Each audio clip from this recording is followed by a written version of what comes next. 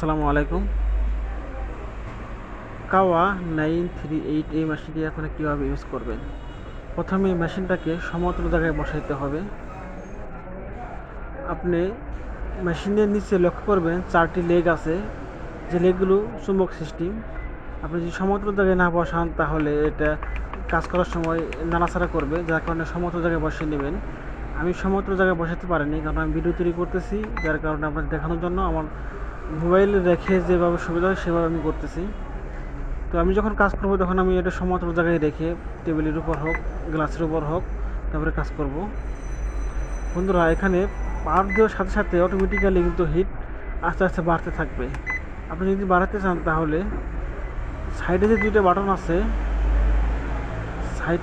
Button আছে, একটু বাড়ানোর জন্য, একটু কমানোর জন্য সি ডিগ্রি লেখা আছে এই পাশে। তো এগুলো কিন্তু আপনি এই শুধু টিভি দিলে এখানে বাড়বে না, কমবে না। এটা বাড়ানো কমানোর জন্য উপরে যে সেট বাটন দেখতে পাচ্ছেন, এই সেটে চাপ দিয়ে তারপরে আপনি বাড়াতে পারবেন, কমাইতে পারবেন। পাশে আছে স্টার্ট বাটন, এটা আপনি যখন ডিসপ্লের উপরে দিবেন, তারপরে ডিসপ্লেটা উপরে বসিয়ে আপনি সেট বাটনে প্রেস করবেন, তাহলে এটা অন হয়ে যাবে এবং আপনারা কাজ করতে পারবেন। সে কীভাবে কাজ করতে হবে আমি আপনাদের দেখিয়ে দিই। বন্ধুরা, প্রথমে এই যে রাবার দেখতে পাচ্ছেন, এই রাবারের উপর ডিসপ্লেটা সমতলভাবে বসাতে হবে ভালোভাবে। আপনি যে পাশে বসাইবেন, অর্থাৎ আপনার যে সাইডে রেবন আছে এই সাইডটা আপনি নিচের দিকে রাখবেন, আর যে সাইডে রেবন নাই সেই সাইডটা উপরের দিকে রাখবেন। এখানে বসানোর পরে স্টার বাটন প্রেস করে আপনার এটা অন করে দিবেন। তারপরে এটা শক্তভাবে লাগবে, আপনি এটা নাড়াচাড়া করলেও এটা ছুটে আসবে না। আপনি হাত দিয়ে যদি আপনি চেষ্টা করেন, প্রয়োজন ডিসপ্লে ভেঙে যাবে, তারপরে এটা ছুটে আসবে না, ততটা শক্তভাবে লাগে। তারপরে আপনারা একটা সুতা নেবেন। তো এখানে দেখতে পাচ্ছেন আমি যে সুতাটা নিয়েছি, এই সুতা দিয়ে আপনারা কখনো কাজ করবেন না, কারণ এটা এই এক ধরনের সাদা সুতা, এটা তেমন শক্ত না, আর এটা কিছুটা মোটা। আমার হাতের কাছে এখন অন্য যে সুতাটি, লাইলনের যে সুতাটি রাবার সিস্টেমের, অনেক চিকন, অনেক শক্ত হয়, ওগুলো নাই, যার কারণে আমি বর্তমানে এটা দিয়ে ভিডিও তৈরি করে আপনার দেখা যেতেছি।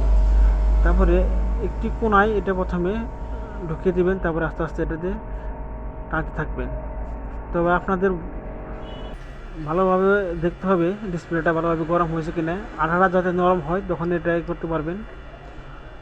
দেখুন, আমি মেশিনটা ভালোভাবে বসাতে পারি না, তার এটা নাড়াচাড়া করতেছে, এখন দেখতে পাচ্ছেন এটা সরে যেতেছে মেশিনটা। তো এটা যদি আমি ভালোভাবে বসাইতাম তাহলে এটা সরে যেত না, সেক্ষেত্রে আমার কাজ করতে সুবিধা হতো।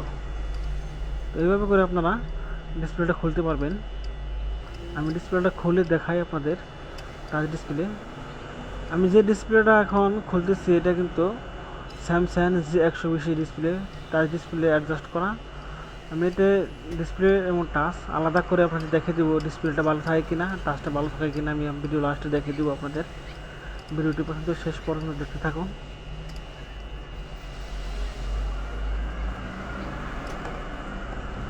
প্রায় খোলা শেষ হয়ে গেছে।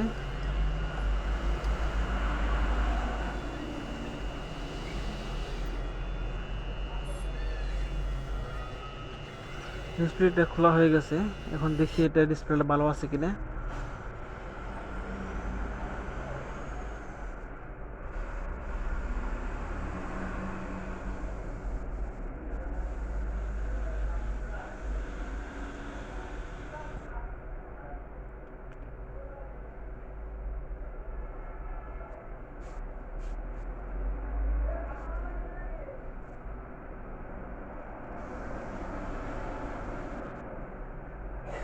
এখানে দেখতে পাচ্ছেন মেশিনের নিচে দুই পাশে 4টা লেগ দেওয়া আছে।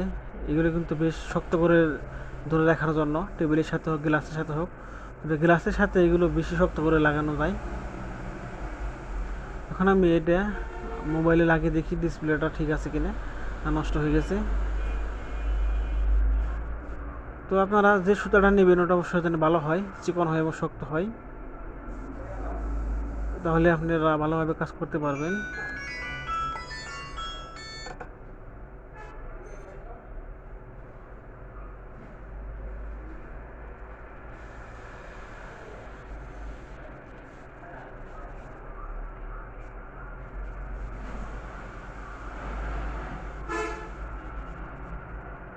দেখুন আমার ডিসপ্লে 100% ঠিক আছে। আর ওই আঠাগুলো আমাকে ভালোভাবে পরিষ্কার করে নিতে হবে। আমার এটা লেগে গেছে। যাই হোক, দেখুন আমার ডিসপ্লেটা 100 ঠিক আছে, টাচটাও ঠিক আছে। তো এইভাবে করে আপনারা, এখানে বাটন নাই যার কারণে বাটনটা আমি খুলে রাখছি। এভাবে করে আপনার টাচ ডিসপ্লে আলাদা করে নেবেন। পরবর্তীতে আমি আরও বিস্তারিত ভিডিও দেখাবো, বিস্তারিত ভালোভাবে দেখাবো। আজকে ভিডিওতে আমি, এটাই আমার প্রথম কাজ ছিল, একেবারে নতুন আমি এই কাজটা করছি এই কেনার পরে, যার কারণে আমি ভিডিওটি ভালোভাবে দেখাতে পারলাম না। পরবর্তীতে অবশ্যই আপনাদের আরও ক্লিয়ারলিভাবে বুঝিয়ে দেবো। তো আপনারা আমার চ্যানেলটি সাবস্ক্রাইব করে রাখবেন। আসসালামু আলাইকুম।